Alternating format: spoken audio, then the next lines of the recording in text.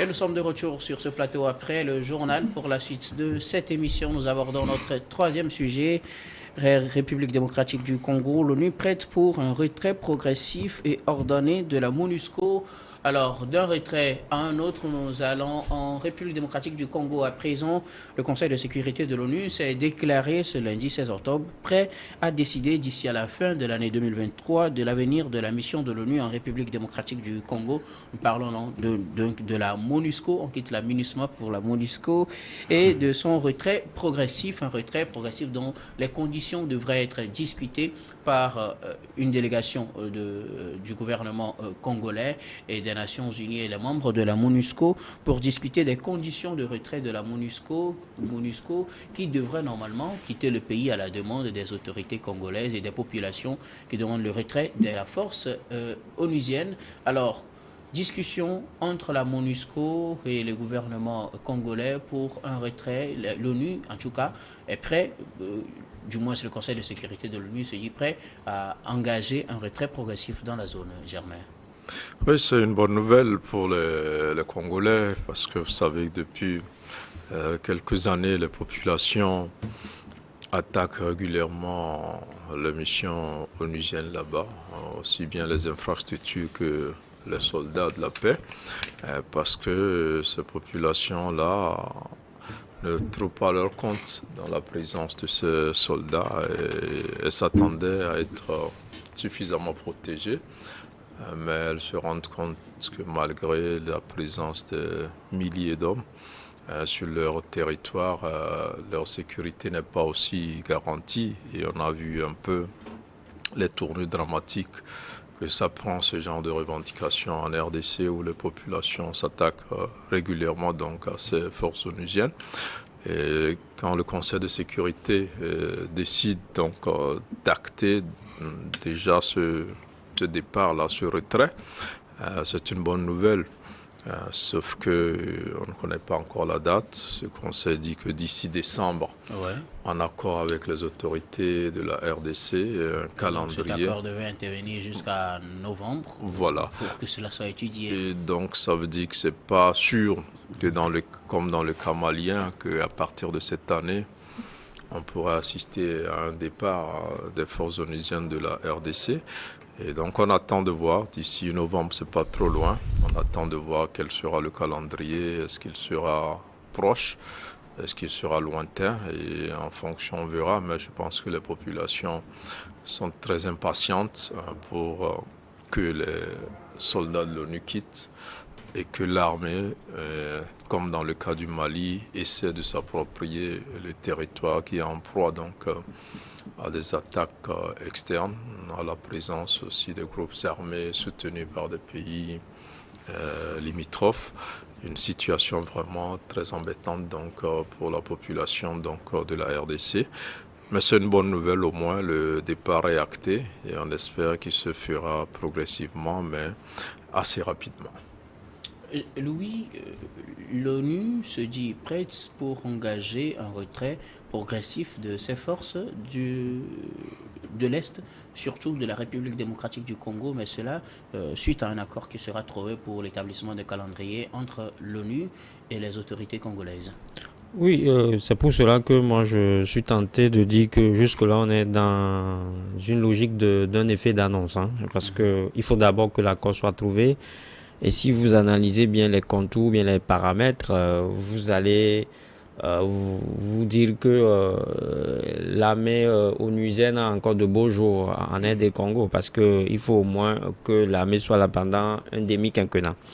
Quand vous voyez à peu près comment ce retrait-là se fait. Donc, retrait, oui, mais c'est ce que la RD Congo a demandé. Mais la question qui reste à poser aujourd'hui, est-ce que stratégiquement ou est-ce que militairement ou sécuritairement, la RD Congo même est prête aujourd'hui à reprendre le contrôle de Gama et autres là. Donc, je crois que il ne s'agit pas seulement de faire les annonces, il ne s'agit pas seulement de faire les demandes. Ce n'est pas une saison de retrait, de demande de forces étrangères. Mais il faut que vous ayez également les moyens de votre politique.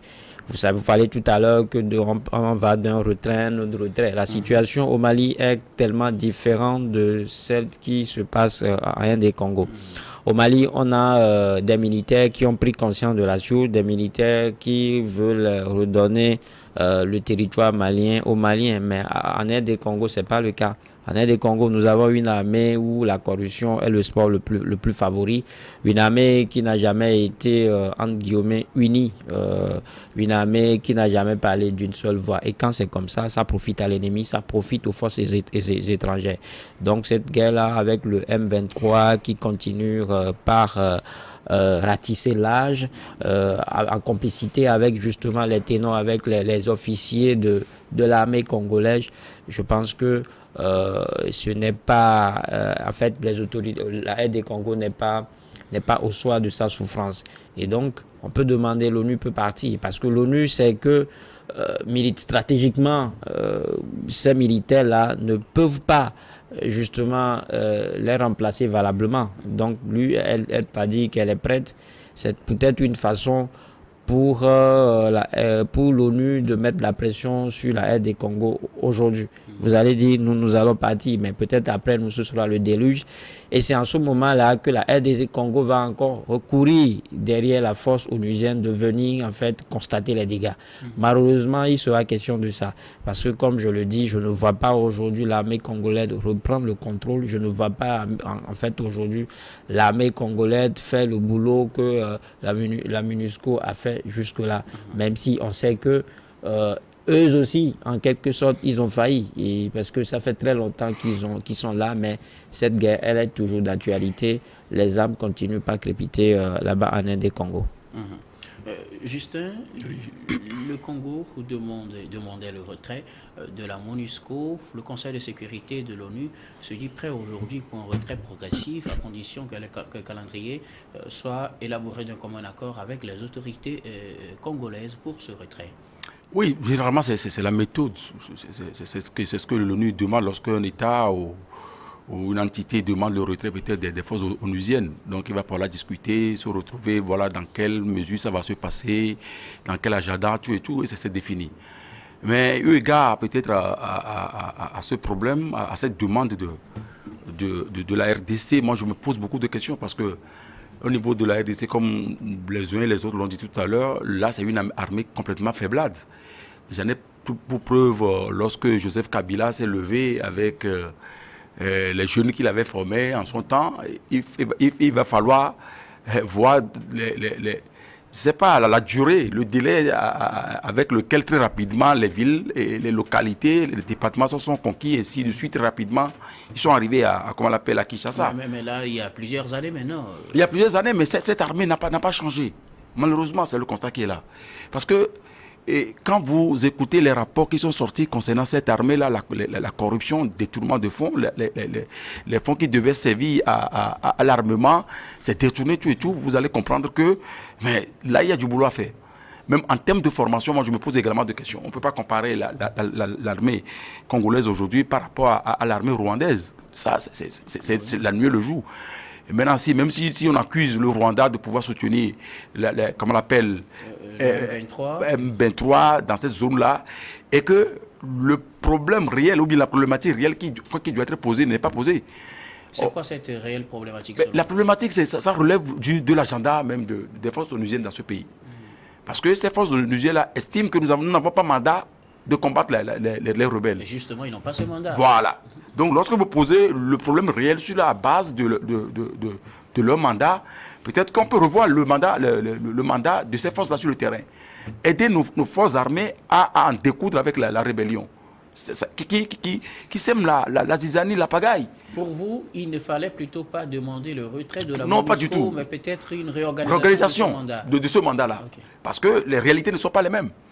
Et la mission des forces onusiennes au Mali, par rapport à la mission des forces onusiennes en RDC, c'est pas la même chose. C'est pas la même chose. Surtout qu'il y a un pays qui est un pays voisin qui est accusé et le pays dément. Non, on n'en est rien. On n'est ni mêlé ni de près ni de loin. Mais les informations qui reviennent aux autorités, comme on l'appelle, congolaises, font état de ce que, effectivement, donc Kagame et ses pions ont leur bras dans l'évolution de cette rébellion.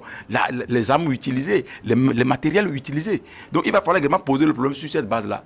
Mais ne pas le faire, demandant maintenant aujourd'hui qu'avec le soutien de la population, cette population-là, par moment aussi, elle peut être manipulée. Les sièges des Nations Unies dans ce pays ont été saccagés, notamment dans la zone de Goma et Kivu. Mais je pense qu'il va falloir aller au-delà. Parce que si cette force-là quitte aujourd'hui, surtout que les forces armées congolaises n'arrivent pas à mettre la main sur le contrôle, à s'imposer dans la région, moi je pense que c'est un faux débat. Alors justement sur cette question des rebelles du M23, surtout le Conseil de sécurité a également demandé au Rwanda et à la République démocratique du Congo de s'engager dans des discussions pour trouver un compromis ou bien pour mieux s'organiser, pour faire partir le M23, si tant est que le Rwanda, comme il le dit, ne soutient pas le M23. Pensez-vous qu'un dialogue puisse vraiment être instauré sincèrement entre la RDC et le Rwanda aujourd'hui pour pouvoir mettre hors d'état de nuire le M23? Moi je pense plutôt qu'il faut élargir, pas seulement le Rwanda, la RDC. Puisque c'est le Rwanda qui est accusé. D'accord. Dans le processus de soutien des États de l'Afrique de l'Est, le Rwanda est mis de côté. Voilà. Donc il va falloir élargir cette discussion-là et poser le problème réel sur le tapis. Et qu'en matière de diplomatie, qu'on puisse quand même poser les bases, les pions. Les discussions sont-elles possibles aujourd'hui entre le Rwanda et la RDC? Non, c'est possible. Si on veut accorder de violons, c'est possible. Parce que le Rwanda dit, mais nous ne sommes pas mêlés ni de près ni de loin. Mais la RDC, les informations qui nous reviennent maintenant précise que vous soutenez la rébellion M23. Et que c'est cette rébellion-là qui crée la zizanie donc, dans la population. Les femmes sont violées, les jeunes dames sont mutilées, les enfants sont assassinés. Mais on ne peut pas le laisser continuer. Donc je pense que sur cette base-là, au-delà du fait que la RD Congo n'a pas posé le problème réel, moi à mon sens, qui consiste peut-être à avoir le mandat de la mission onusienne dans ce pays. Mais si on veut aller sur le plan diplomatique, il ne faut pas que ça reste seulement au niveau de la RD Congo et le Rwanda. Il faut quand même élargir à ce que les pays qui sont concernés dans la zone-là puissent quand même être impliqués. S'il le faut, s'il le faut, déployer des forces pour soutenir cette force congolaise-là pour en découdre avec la rébellion. En tout cas, dans cette région, l'armée rwandaise est une armée à ne surtout pas minimiser, même si le pays n'est pas un très grand pays. Germain, une discussion diplomatique pour trouver une issue à la crise face au M23 est-elle possible aujourd'hui entre le Rwanda et la République démocratique du Congo? Ça va être très compliqué. Et comme je le disais, dans le cas du Mali, il faut forcément aussi un rapport de force pour que les discussions s'imposent. Parce que peut-être contrairement à ce qu'on Justin disait tout à l'heure sur la faiblesse des forces armées congolaises, qui est une réalité. Il y a quand même un sursaut patriotique. On a vu un peu des dizaines de milliers de jeunes volontaires s'engager en RDC. C'est-à-dire que la population elle-même veut soutenir son armée pour combattre. Donc la donnée a changé un peu. Ce n'est plus la même chose. C'est-à-dire qu'aujourd'hui, il y a des volontaires, très nombreux, des dizaines de milliers, qui s'engagent pour combattre les rebelles. Ça veut dire que il y a un esprit patriotique qui naît et qui pousse à la responsabilisation de cette armée-là, qui a le devoir d'accompagner ces jeunes-là qui volontairement aussi veulent se mettre au service de leur nation et de combattre. Donc l'armée aujourd'hui peut reprendre le contrôle du territoire. Vous savez que le Mali est vaste, la RDC aussi c'est un pays très vaste, mais il y a un air qui souffle aujourd'hui sur l'Afrique qu'on ne devrait pas perdre de vue, c'est que certains jeunes Africains veulent prendre les choses en main. Et donc l'espoir est toujours permis. Oui, l'espoir est permis. Je pense que les Congolais peuvent, si la MINUSMA s'en va, parce que le mandat de la MINUSMA va être très difficile à modifier, parce que l'ONU ne combat pas. L'ONU ne combat pas, l'ONU vient pour faire arrêter la guerre. Ne se mettra jamais d'un côté. L'ONU n'a même pas jugé qui a raison, qui a tort. C'est d'empêcher que les hommes soient tués, c'est amener la paix. Donc l'ONU ne pourra pas combattre. C'est vrai que les États, en RDC c'est pareil, la population attendait que les casques bleus combattent les rebelles, ce qui n'est pas leur rôle. Dans aucun pays, l'ONU ne se met à la disposition du pouvoir pour combattre les forces dites ennemies ou les forces terroristes. Mais je pense quand même que si le retrait se fait tôt, et puis n'oublions pas aussi que un pays comme la Russie aussi est tapis dans l'ombre quand on parle de la RDC. C'est sûr que les Russes aussi sont prêts à offrir leurs services donc dans ce pays pour accompagner cette armée-là en termes d'équipement, en termes de formation, pour un contrôle assez progressif et rapide. Merci. Donc c'est peut-être pour ça même que l'ONU dévance, parce que on voit ce qui se fait aujourd'hui au Mali, on n'a pas envie que partout on commence par chasser l'ONU. Vous avez vu dans le cas de Haïti. La Russie prenne les casiers vides. Voilà, dans le cas de Haïti, carrément, l'ONU n'a même pas voulu envoyer les casques bleus. C'est, je crois, les Kenyans voilà, qui ont été envoyés. C'est dire que les soldats de l'ONU, du fait de leur mandat, ne sont plus désirables dans des pays, parce que les là, pays qui les accueillent trouvent que finalement, ils compliquent la situation. Oui. On bloque les armées régulières qui n'avancent pas. Et donc, la situation stagne, alors que les processus de paix ne sont pas assez actifs et suivis. Et donc, finalement, ce mandat-là n'arrange pas. Et on comprend donc la situation en RDC. Mais je pense que, tout comme au Mali, il y a quand même un élan. Au Burkina, c'est encore beaucoup plus avancé. Mais il y a une jeunesse africaine quand même qui a envie de s'investir beaucoup plus dans le cadre des indépendances totales de nos pays, surtout sur le plan économique, à partir du moment où on voit les mains des Occidentaux partout dans ces guerres-là. Il y a un sentiment patriotique naissant et que moi j'ai vu à travers les volontaires qui se sont sérieusement engagés dans ce pays-là. Alors, Louis, un dialogue avec le Rwanda, est-ce possible aujourd'hui pour mettre hors d'état de nuire le M23 rapidement? Oui, c'est ce qu'il faut, un dialogue avec le Rwanda, par Est-ce possible, est-ce réaliste? Pardon? Est-ce réaliste, est-ce possible au regard du contexte actuel? Oui, c'est possible, c'est possible, d'autant plus que nous sommes tous des Africains. Quelqu'un disait tout à l'heure que l'idée aussi, c'est de trouver une solution africaine aux problèmes africains. Et donc, c'est vrai que jusque-là, Paul Kagame a toujours clamé son innocence, que le Rwanda n'aimait ni de près ou de loin. Mais quand vous lisez entre les lignes, vous allez vous rendre compte qu'effectivement, le Rwanda a effectivement quelque chose à voir à ce qui se passe. Vous avez pu lire entre les lignes. Oui. Donc c'est pour ça que je dis qu'il faut justement engager un dialogue avec le Rwanda et par l'extension avec l'Angola aussi. Et donc je crois que ce n'est qu'à ce prix-là que cette crise-là sera résolue. Demander peut-être le départ de la MONUSCO, je pense que c'est trop tôt.